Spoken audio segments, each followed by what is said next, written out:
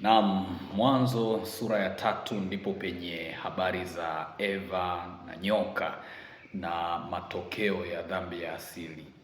Swali ambalo huwa wengi wanajiuliza ni je, hii ni habari ya kweli au ni hadithi? Kwa sababu dini zimetumia sana hadithi katika kutengeneza scenarios ambazo zimetumika kuimarisha imani.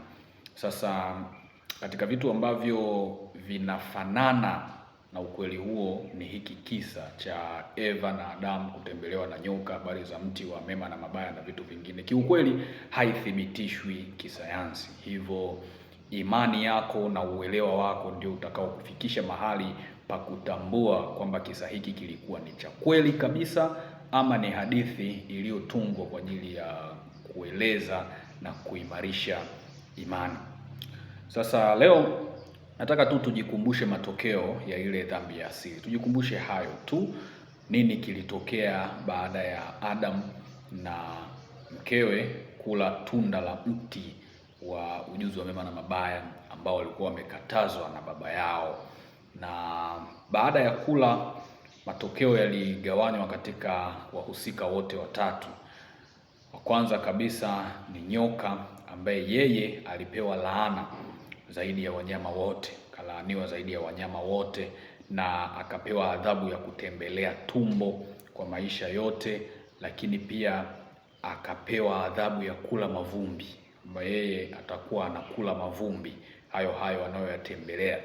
Na kingine, Mungu akatengeneza uadui kati ya nyoka na mwanamke na vizazi vyao. Kwa upande wa Eva, yeye akapewa adhabu ya kuzaa kwa uchungu.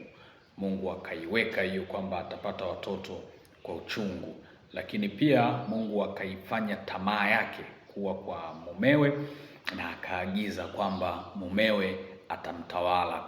Kwa upande wa Adamu, kwa kweli ndiye alikuwa kiongozi, basi ardhi ililaaniwa kwa ajili yake na Mungu akaagiza kwamba apate chakula kwa kukihangaikia, kwa kukitolea jasho. Lakini mwisho wa yote, Adam na Eva wote walifukuzwa katika bustani ya Eden, na Mungu akaweka malaika mwenye upanga katika pande zote akilinda bustani hiyo. So hayo ndiyo matokeo yaliyotokana na Adam na Eva kumwasi Mungu. Asante sana, tukutane katika Mwanzo sura ya 4.